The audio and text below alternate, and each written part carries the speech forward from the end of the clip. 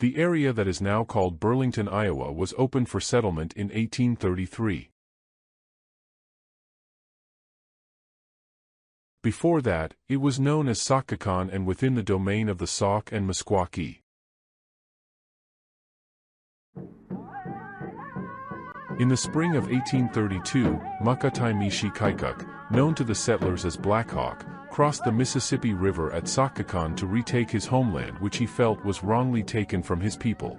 A conflict followed, a conflict that has come to be called the Black Hawk War. Realizing that he could not prevail, Black Hawk tried to surrender but was given no quarter.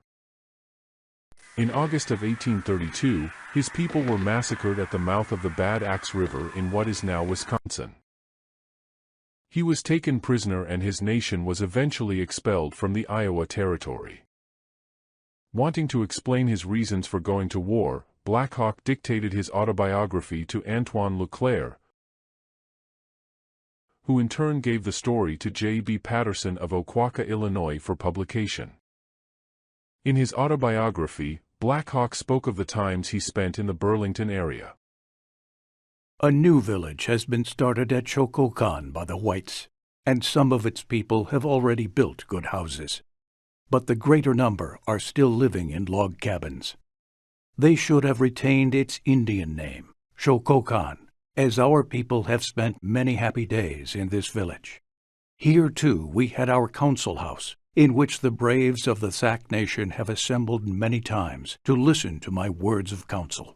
It was situated in a secluded but romantic spot, in the midst of the bluffs, not far from the river, and on frequent occasions when it became necessary to send out parties to make war on the Sioux to redress our grievances, I have assembled my braves here to give them counsel before starting on the warpath.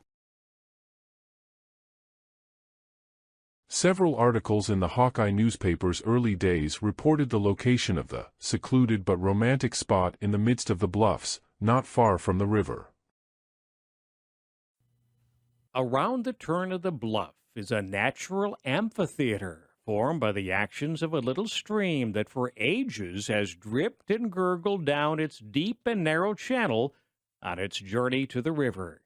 It is a straight, clear-cut opening in the hillside, slightly rising till a distance of about 75 or 100 yards from the face of the bluff, it terminates as suddenly and sharply as do its steeply sloping sides.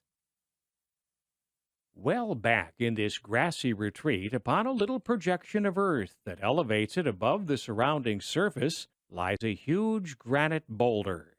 In connection with its surroundings, it gives the place the appearance of a work of man. Everything so admirably arranged for a council chambers.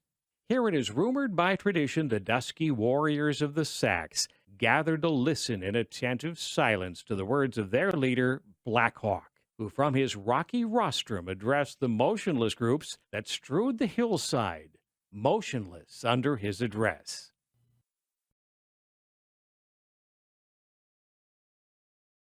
In 1856, an artist from Indiana, George Winter, painted several scenes from the Burlington area.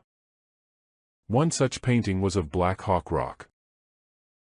If we just use our imaginations, we can hear Black Hawk address the dusky warriors of the Sacs, gathered to listen in attentive silence to his words.